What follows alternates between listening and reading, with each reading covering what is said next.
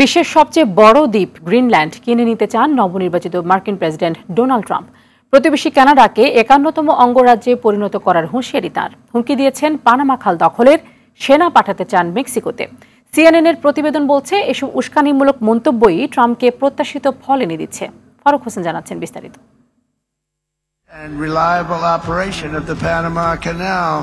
ক্ষমতা গ্রহণের আগে থেকে সাম্রাজ্যবাদী মন্তব্য করে বিভিন্ন দেশের সাথে কূটনৈতিক উত্তেজনা বাড়িয়েছেন ডোনাল্ড ট্রাম্প। তার নজর কানাডা, পানামা ও গ্রিনল্যান্ডের দিকে।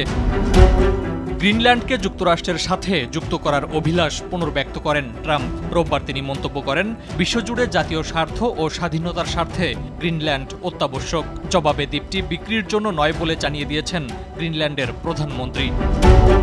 প্রতিবেশী কানাডাকে ৫১তম অঙ্গরাজ্যে পরিণত করার হুঁশিয়ারি দেন ট্রাম্প। হুমকি দিয়েছেন পানামা খাল দখলেরও। প্রতিক্রিয়ায় পানামার প্রেসিডেন্ট বলেন, স্বাধীনতা ও সার্বভৌমত্বের প্রশ্নে পানামা কখনো আপোস করবে না।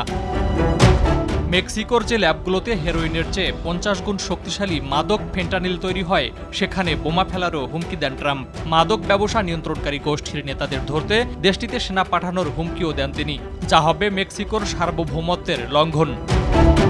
ট্রাম্পের এসব বিবৃতি প্রকৃতপক্ষেই তার উচ্চাকাঙ্ক্ষার প্রতিফলন কিনা জানতে চাইলে সিএনএনকে মন্তব্য করতে অস্বীকৃতি জানান ট্রাম্পের ট্রানজিশন টিম।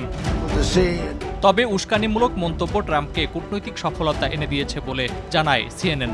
এর আগে মেক্সিকো ও কানাডার পণ্যের উপর ২৫% শুল্ক আরোপের ঘোষণায় তড়িঘড়ি করে সীমান্ত সমস্যা সমাধানে ট্রাম্পকে সহায়তার প্রতিশ্রুতি পুনর্ব্যক্ত করেছিল দেশ দুটি। ফারুক হোসেন, RTV।